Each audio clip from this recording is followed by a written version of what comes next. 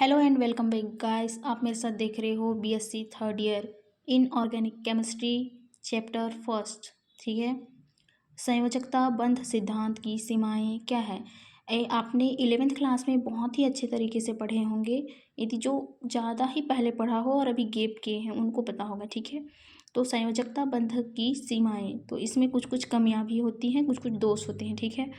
तो यह सिद्धांत धातु संकुलों में विभिन्न संरचनाओं तथा विभिन्न उप संयोजन संख्याओं के आपेक्षिक स्थायित्व की व्याख्या करने में असफल है। ठीक है।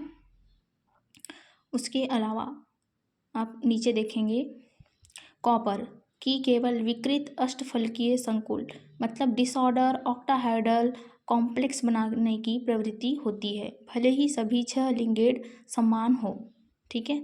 यह सिद्धांत धातु संकुलों को उनके चुंबकीय व्यवहार के आधार पर आंतरिक कक्षक तथा बाह्य कक्षक संकुलों में वर्गीकृत करता है।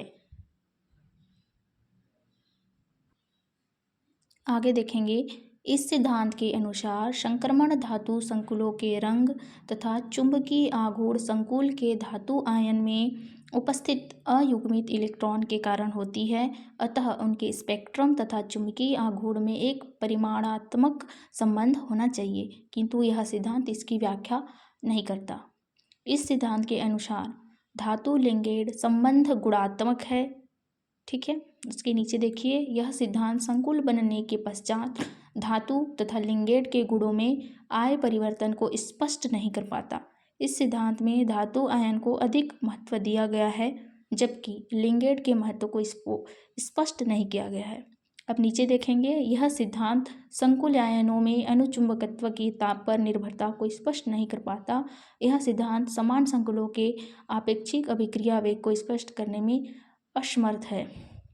तो आपको बताना है कि उसके कौन कौन सा कमियां हैं, गुण और दोष। ठीक है।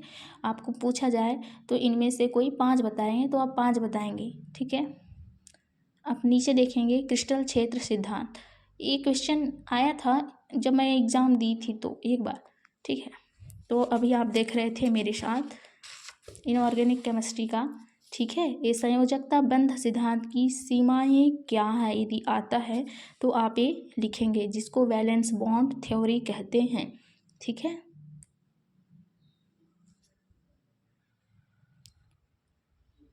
आप देखते रहे मेरे चैनल को नैवेद्य युक्ति। आगे और भी वीडियोस आते रहेंगे। Thanks for watching guys.